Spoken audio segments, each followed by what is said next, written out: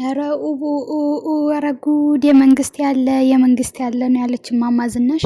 እኔ ምለው ማለት ነው የሰው ሀገር የመጣ ነው እከካችን ልናራግፍ ነው ወይስ የሰውን ሀገር ልናቆሽሽ ነው?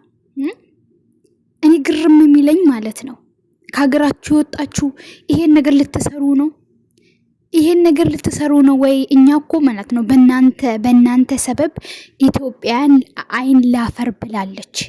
አረብ ሀገር ያሉት አሁንማ እንዴት እንደናቁም ብታዩ ማለት ነው። ነገሩማ እነሱ ባይጠጡ እናንተ የት ትሰራላችሁ? እውነት እንዴት ነው የሚያሳፍሩት?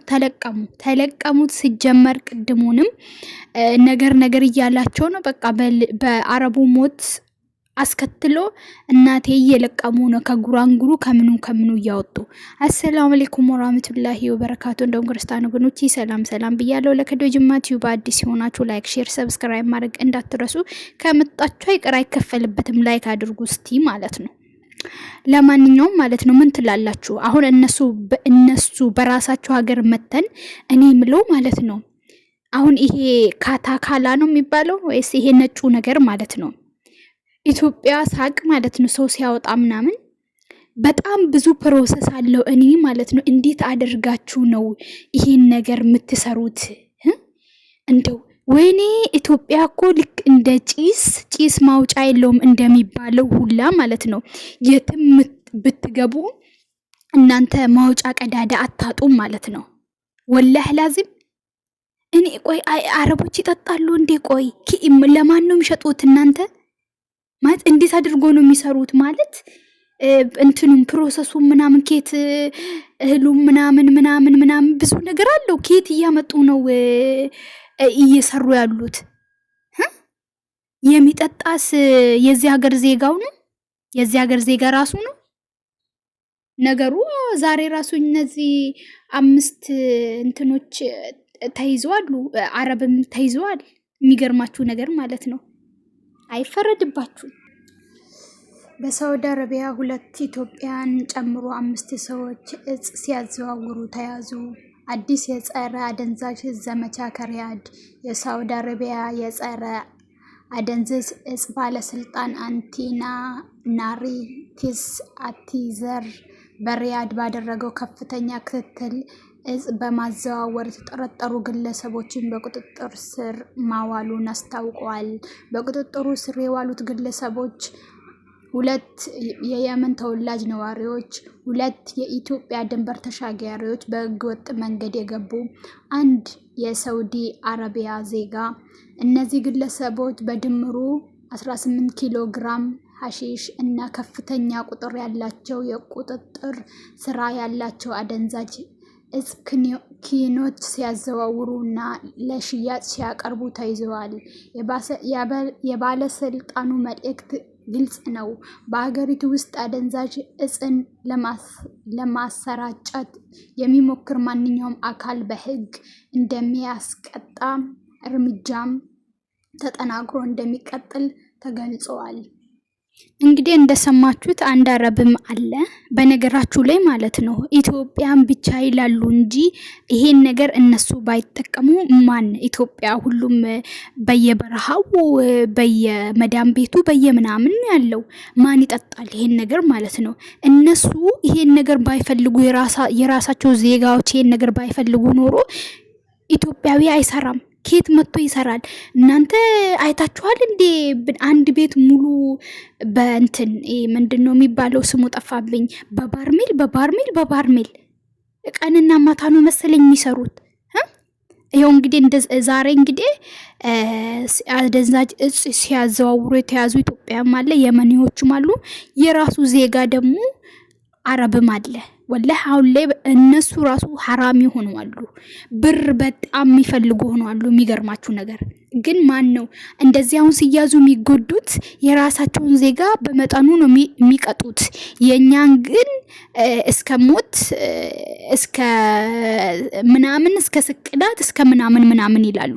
መጀመሪያ እኮ እነሱ ይሄን ነገር አሁን እኮ አንድ ነገር ፈላጊ ሲሆን ነው አይደለም? ፈላጊ ሲኖር ነው አቅራቢ የሚኖረው አይደል? እነሱ እየፈለጉ እነዚህ አበሾች ገበያ አንድ ሰው እኮ የሆነ ንግድ ጀምርና ያ ገበያ ካልተሳካለት ያ ነገር ካላዋጣለት ይተዋል አይደለም። እነሱ ስለሚፈልጉ እነሱ ስለሚጠቀሙ ነው አበሻው እየሰራ ያለው። አይታችሁ ከሆነ እነሱም ያኛውንም የሚጨሰውን ነገር ይጠቀማሉ በየቤቱ። እንደው እኔ ማይጠቀሙ የሉም። የምሬን ነው ምላችሁ።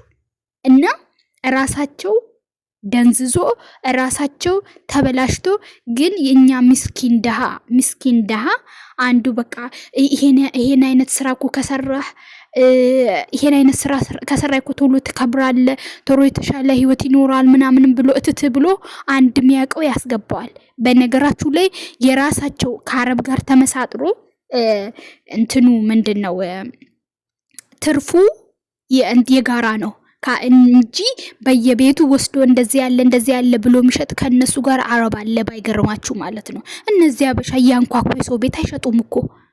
የሰው ቤት እንደዚህ ብሎ ኑ መጠጥ አለ ምናምን ብሎ አይሉም አይደል?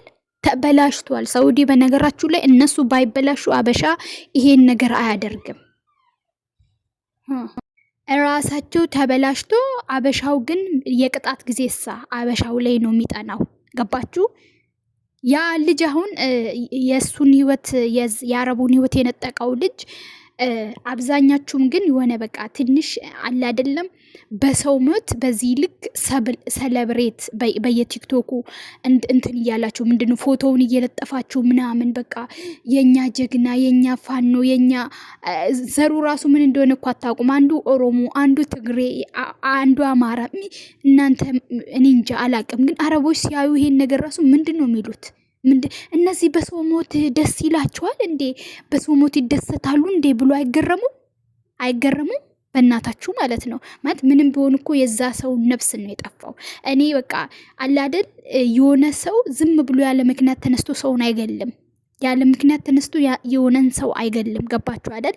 ነገር ግን ደግሞ በዚህ ልክ እንኳን ገደለው እያላችሁ እንትን የምትሉ እንኳን ገደለው እንኳን እንደዚህ ያደረገው ዝም ብሎ አይደለም የገደለው እሱ በቃ አላህ ጽፎለት ነው። በነገራችን ላይ በዚህን ሰዓት በዚህ እንትን ሰበብ ነው እንጂ በዛ ሰው ተሞታለ ተብሎ መጀመሪያ ምድር ላይ ሲመጣ የተጻፈለት ነገር ነው። ቀዳ ወል ቀድር የሚባል ነገር አለ። ገባችሁ? ነገር ግን ደግሞ በሰው ሞት በዚህ ልክ ሰለብሬት ማድረግ ምንም ቢሆን እኮ ነፍስ ነው ለዛም ልጅ ጠፋ። ያቺም ለእናቱ ሲል እንደው ከያዙት ስለሚገሉት ለእናቱ ሲል ኢትዮጵያ ይግባ ምናምን እኔ ይገደል እያልኩኝ አይደለም። ለምን እሱ ተገደለ አልተገደለ የሞተውን አይመልስም። ነገር ግን ደግሞ አታሽቃብጡ። ይሄን አይል በቃ ልክ ጀብድ እንደሰራ ነገር በየአረብ ኮመንት ቪዲዮአቸው ስር እየሄዳችሁ ጀግና ነው ምናምን እያላችሁ አትኮምቱ፣ እንትን አትበሉ። የሆነ እናንተ አሁን እንደዚህ ሰውን ነፍስ ያጠፋ ሰው ኢትዮጵያ ለኢትዮጵያ ቢሆን ጀግና ነው ትላላችሁ። ሐቂቀተን ሐቁን እንናገርና ጀግና ነው። አሁን ኢትዮጵያዊም ቢሆን ጀግና ነው እያላችሁ ታበረታታላችሁ። አይ የሌላ ዜጋ ስለሆነ ነው አይደል? እነሱም ያው ብዙ ሰው ስለሚገሉ ምናምን ወይ ጥላቻ ስላለባችሁ ነው። በተቃራኒ ደግሞ ማለት ነው እንደዚህ ሰውን ህይወትን የነጠቀን ሰው ጀግና ብላችሁ ስታበረታቱ ነገም አንዱ ተነስቶ ምናምን የራሱን ወንድም የራሱን ዜጋ ህይወት ሊያጠፋ ይችላል ማለት ነው። የሆነ በቃ አለ አይደል ጀግንነት አያስብልም። ግን አንድ ያኛው ሞቷል ይሄ ይሙት እያልኩኝ አይደለም። ገባችሁ አይደለም? ነገር ግን ደግሞ የሰራው ነገር ይሄን አይል በቃ ሜዳሊያ በቃ ፎቶውን እየለጠፋችሁ ምናምን በሙዚቃ እያቀናበራችሁ ምናምን የምትጨፍሩት አይደለም። በተረፈው ብቻ አላህ ይጠብቀን። ወላሂ ላዚም በተለይ እነሱስ እጅ አንዴ ከገባችሁ በጣም አስቸጋሪ ነው። አላህ እንደው ይጠብቃችሁ። በተለይ እንደዚህ ደግሞ ድንበር ስትሻገሩ ምናምን የሆነ ሰው እቃ ይዛችሁ ሂዱ ምናምን ሲላችሁ ያን ነገር ፈታችሁ ሳታዩ አትቀበሉ። በተለይ ጫት ምናምን ይዛችሁልን ሂዱ ምናምን ይሉና እቃ ነው ይላችኋል። መጀመሪያ ገባችሁ? እናንተ ደግሞ ስትያዙ ዘብጥያ። እዚህ ሀገር ደግሞ የሆነ በእጽ ምናምን ከተያዛችሁ ከባድ ነው። በሰው ግድያ ብቻ ከባድ ነው። ከነሱ እጅ አትወጡም። ህጋቸው በጣም ከባድ ነው። እንደ ኢትዮጵያ አይደለም። ግን አላህ በያላችሁበት ይጠብቃችሁ። በተለይ ይሄን ነገር ደግሞ እቺ ነጯን ነገር እናውጣ የሚላችሁ ሰው በፍጹም አትቅረቡ። በቃ ህይወታችሁ ነው የሚመሳቃቀለው። የያዛችሁ ቀን እውነት ትርፉ ገደል ይግባ ማለት ነው። የያዟችሁ ቀን አለቀላችሁ። እናንተ በቃ አለቀላችሁ። ገባችሁ አይደል? ምንም ለማትጠቀሙ ህይወታችሁ እስከ መጨረሻ ከሚበላሽ እንደው ለምን በግ ፍየል ግብ እየጠበቃችሁ የምታገኙት ትንሽ ብር እናት ይሻላችኋል። ታሞ ከመማቀቅ አስቀድሞ መጠንቀቅ። ከእንደዚህ አይነት ነገር ተጠንቀቁ። ሲጀመር እነሱ ሳይፈልጉ አበሾች አይሰሩም። ነገር ግን ስትያዙ የምትጎዱት እናንተ ናችሁ። እነሱማ የራሳቸው ዜጋ ነው፣ እትት ብሎ የሚያስወጣሉ ማለት ነው። ገባችሁ አይደል? በተረፈው ላይ ጠብቃችሁ ኢንሻአላህ በሌላ ቪዲዮ እስክንገናኝ ድረስ ደህና ሁኑልኝ። ላይክ አድርጉ፣ ሼር አድርጉ፣ ሰብስክራይብ አድርጉ። ተጠንቀቁ። ለማንኛውም ያው ፍተሻውም እንደቀጠለ ነው። ፍተሻውም እያፈሱ ነው። እናቴ አላህ ይጠብቀን። አላህ ከነሱ ይጠብቀን፣ ይሰውረን። እንደው አላህ አንተ ከስደት ህይወት አውጣን። እንደው እኛም በሀገራችን ኡፍ ብለን የምንኖርበት ሀያት ስጠን። እንዲህ ምን አባቱ የሰው ሀገር እንደው ደቼ ብሉ እንደው የምታሰቃዩት እናንተ ሳትፈልጉማ እንደዚህ እያመጡ አይሰሩም ነበር አበሾች። ለራሳችሁ እየጋታችሁ አበሻን እንትን ትላላችሁ ማለት ነው። እኔ እንደ ሳውዲ አረቢያ ያስጠላኝ ምድር የለም አሁንስ። ውሽ